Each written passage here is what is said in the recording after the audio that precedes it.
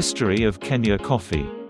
The birthplace of coffee is relatively close to Kenya, but getting it there was not an easy task and full of bloodshed.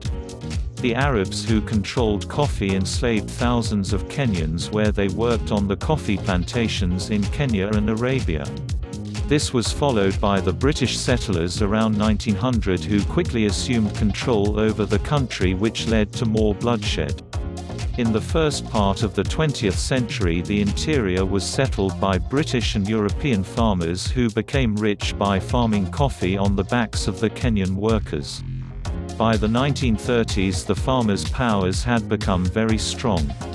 Even with over 1 million Kikuyu tribe members calling it home, they had now real land claims according to the Europeans.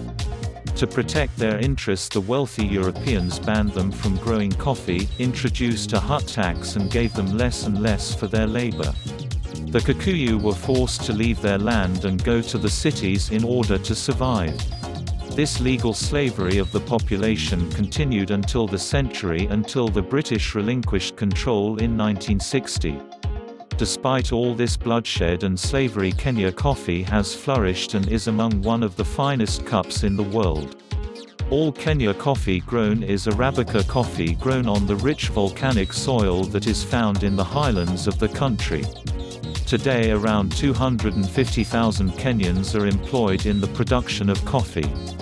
Most is produced by small landholders that are members of cooperatives that process their own coffee.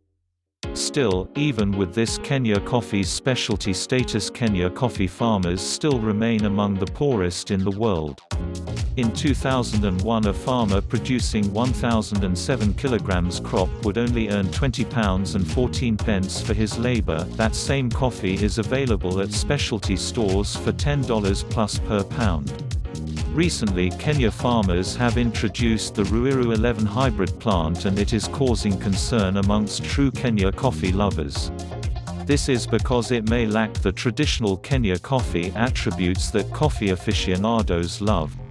The Kenya Coffee Board is trying to promote Ruiru 11 as an alternative to the farmers, but their efforts are overshadowed by the rumors that it tastes like a low-grade coffee from a different country. History will have to be the judge to see who is correct. Kenya coffee has a bright acidity and a wonderful sweetness with a dry, winey aftertaste. A really good Kenya coffee will also have a black currant flavor and aroma. Some of the world's finest coffees come from Kenya, and as a single origin coffee it wins praise at the cupping table. Kenya has this level of quality through a government-run system that offers rewards to farmers for producing better quality coffee.